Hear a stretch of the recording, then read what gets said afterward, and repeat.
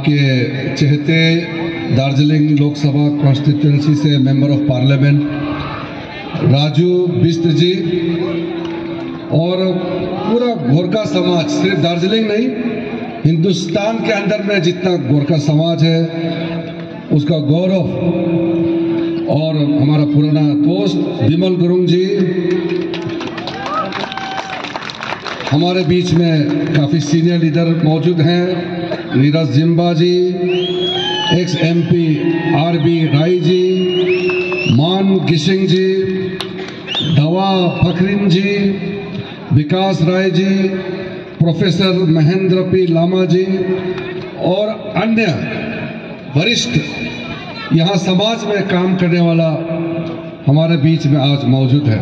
मैं बहुत लंबा नहीं बोलूँगा, 5-6 मिनट मैं सिर्फ अपना दिल का बात कहना चाहता हूँ। यहाँ मेरे छोटे भाई समान राजू बिष्ट के लिए मोदी जी का गारंटी लेकर के मैं आपके बीच में आया हूँ। आज जो विमल गुरुंग जी ने जो बातें कही, राजू बिष्ट जी ने जो आपको अपना अभी जो बात बताया, उसको पूरा करने के लिए, 100% लागू करने के लिए इस देश का एक सीनियर मिनिस्टर, एक कैबिनेट मंत्री, मोदी जी का कैबिनेट का साथी होने के नाते नरेंद्र मोदी जी की ओर से पूरा करने के लिए गारंटी मैं दे करके जाना चाहता हूं। गोरखा समाज के लिए मुझे कहने के लिए बहुत कुछ है, क्योंकि हमारा बचपन से गोरखा समाज के साथ हम लोग उठक बैठक साथ में रहा है और बड़ा पला। और दिल्ली में हो या दुनिया में, मैं जब इंग्लैंड गया था वहाँ का गोरखा समाज मुझे मिलने आया। मैं जब ऑस्ट्रेलिया में गया वहाँ भी गोरखा समाज से मेरा मुलाकात हुआ, अमेरिका में भी और पूरा देश भर में। आसाम में गोरखा का पॉपुलेशन बहुत ज़्यादा है, मेरे राज्य में भी, अरुणाचल प्रदेश, और जितने भी गोरखा समाज हमारे देश में है उनसे मैं बीच बीच में मिलते रहता हूँ। और आपने पिछले बार इतना अच्छा MP बनाया, आज मैं फक्र से आपको बताना चाहता हूँ, हमारे छोटे भाई राजू बिष्ट आज पार्लियामेंट के अंदर में गोरखा का आवाज बनकर के खड़ा है। और जब भी वो गोरखा का कोई भी समस्या सामने में आती है तो वो मुझे भी कहते हैं, प्रधानमंत्री जी को, गृह मंत्री जी को और बाकी सीनियर मिनिस्टर के बाद में जाकर के पूरा गोरखा का जो प्रॉब्लम है उसको राजू जी पूरा सॉल्व करने के लिए 24 घंटे लगा रहता है। इसलिए इस बार के चुनाव में बहुत अच्छा मौका आपको मिला है।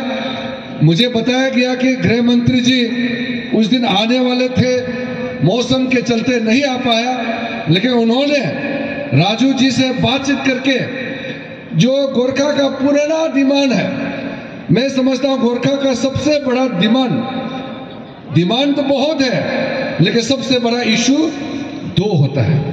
2 इशू में कोई भी समाज हो, गोरखा हो या कोई भी हो, अपना इज्जत, अपना पहचान, अपना जो वजूद है, इसके साथ कोई कॉम्प्रोमाइज नहीं करना चाहते हैं। इसलिए गोरखा समाज का वजूद के लिए, गोरखा समाज का पहचान के लिए भारत के संविधान में जो काम करके आपको अपना पहचान दिलाना है उसमें काफी हद तक आगे बढ़ चुके हैं। लेकिन पश्चिम बंगाल का सरकार ममता बनर्जी के चलते काफी रुकावटें आ रहे हैं, फिर भी मोदी जी का जो गारंटी है कि गोरखा समाज का मान और सम्मान को अगर कोई पूरा करेगा तो सिर्फ नरेंद्र मोदी ही कर पाएगा, कोई नहीं कर पाएगा।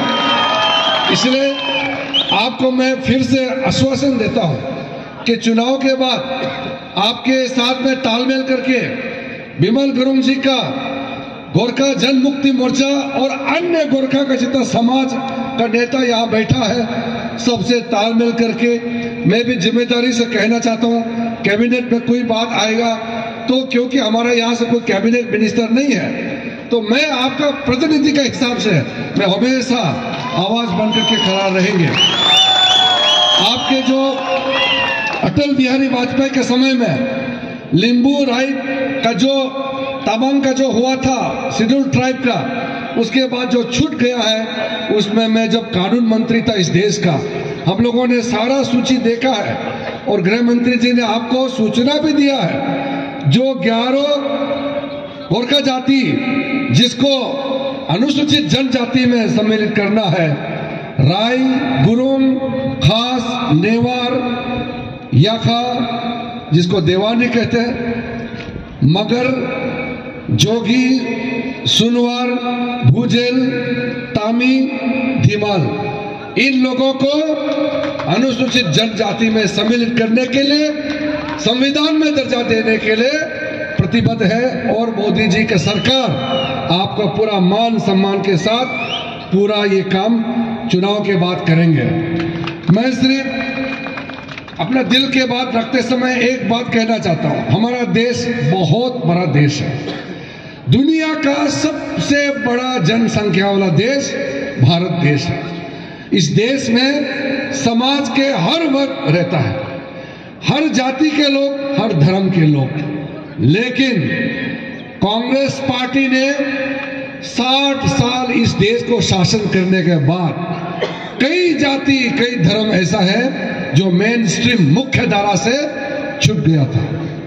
मैं एक उदाहरण हूं, मैं धार्मिक की दृष्टि से देखा जाएगा तो मैं एक बौद्ध हूं, मैं एक बुद्धिस्ट हूं। संविधान में दर्जा देने के लिए प्रतिबद्ध है और मोदी जी की सरकार आपका पूरा मान सम्मान के साथ पूरा ये काम चुनाव के बाद करेंगे।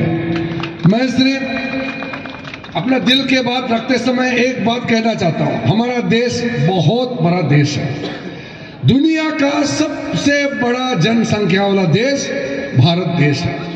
इस देश में समाज के हर वर्ग रहता है, हर जाति के लोग, हर धर्म के लोग, लेकिन कांग्रेस पार्टी ने 60 साल इस देश को शासन करने के बाद कई जाति, कई धर्म ऐसा है जो मेन स्ट्रीम मुख्य धारा से छूट गया था।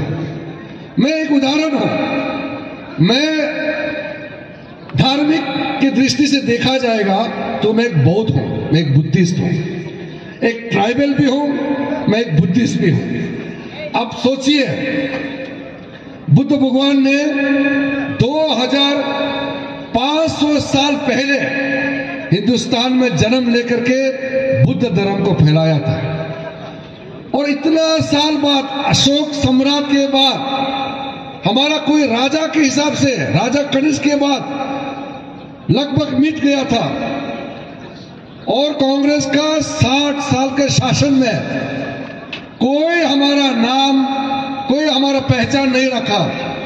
नरेंद्र मोदी जी प्रधानमंत्री बनने के साथ साथ एक बौद्ध आदमी, एक ट्राइबल आदमी को इस देश का कैबिनेट मिनिस्टर बनाया है। ये सिर्फ मेरे लिए नहीं है, ये सिर्फ किरण रिजिजू को इस देश का कैबिनेट मिनिस्टर बनाया, ये सम्मान मेरे लिए नहीं है, ये हमारे पूरे पहाड़ों में रहने वाले, पूरा ट्राइबल, हमारा गोरखा, हमारा आदिवासी, सबके लिए ये एक सम्मान है। और जब आजादी हुआ, हमारा देश का कानून मंत्री कौन था? बाबा साहेब भीमराव अंबेडकर। अंबेडकर एक शेड्यूल कास्ट था। पहला कानून मंत्री अंबेडकर जाने के बाद 7 साल तक कोई जनजाति, कोई हमारा अनुसूचित जनजाति, शेड्यूल कास्ट, शेड्यूल ट्राइब से कानून मंत्री नहीं बन पाया। फिर मोदी जी ने इतने साल बाद में एक रिजर्व कैटेगरी से मुझे इस देश का कानून मंत्री बनाया है।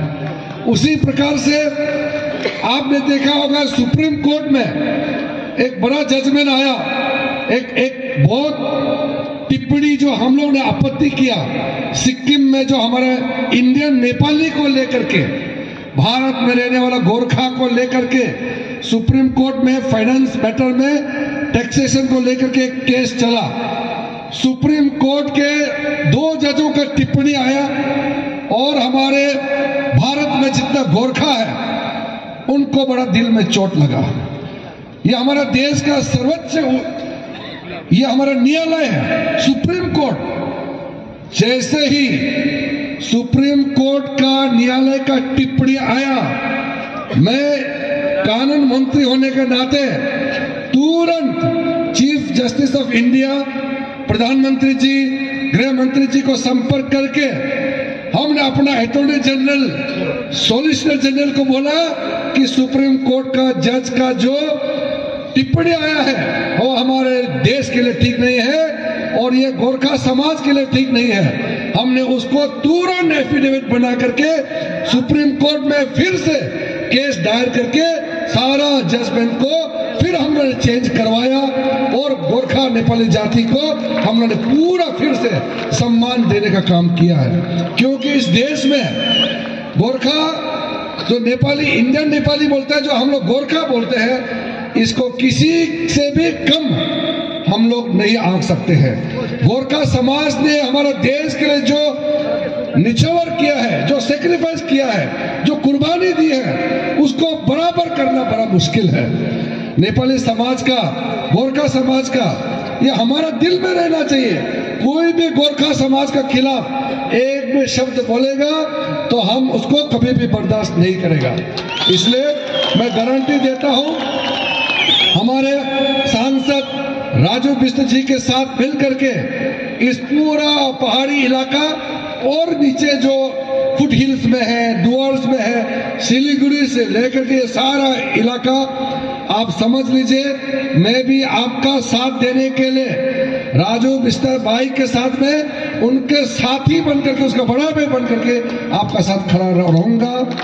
बहुत पॉइंट है, दार्जिलिंग और ये खरसोंग एरिया इलाका के लिए करोड़ों का पैसा पश्चिम बंगाल को जो दिया है, मेरा पास पूरा डॉक्यूमेंट है। मैं अभी रास्ता में भी देखा, कल भी देखा, इतना पैसा भेजने के बाद ममता बनर्जी का जो सरकार है, सारा का सारा पैसा इधर उधर करके आप तक नहीं पहुंचा रहा है। मुझे बड़ा चिंता है। मैं इसको डिटेल में इसलिए नहीं कहूंगा, ज्यादातर आपको ऑलरेडी इसके बारे में पता है, इसलिए मैं बहुत समय नहीं लेते हुए सिर्फ इतना ही कहना चाहता हूं कि आज दार्जिलिंग का जो चुनाव होने जा रहा है, ये सिर्फ भारतीय जनता पार्टी के लिए, राजू बिष्ट के लिए ही नहीं, ये दार्जिलिंग का फ्यूचर के लिए आप वोट डालने जा रहे हैं। ये आप सोचिए, जितना वोट भारतीय जनता पार्टी के कैंडिडेट राजू बिष्ट जी को एक एक वोट जो पड़ेगा, वो एक एक वोट आपका भविष्य बनाने के लिए, एक एक ईंट का पत्थर समझ करके आप चलिए, अपना घर बसाने के लिए, अपना फ्यूचर ठीक करने के लिए। इसलिए मैं फिर से आज जो यहाँ कार्यक्रम, इस मीटिंग का जो आयोजक है, ऑर्गेनाइजर्स है, सबको धन्यवाद देते हुए, फिर राजू जी, विमल जी, आप पूरे टीम, हमारे यहाँ जितने सीनियर लीडर आया है और जितने कार्यकर्ता, हमारे बीजेपी के शुभ चिंतक, सब आपको मैं फिर से बहुत बहुत धन्यवाद दे करके अपना वाणी को समाप्त करना चाहता हूं। जय हिंद, जय गोरखा, धन्यवाद।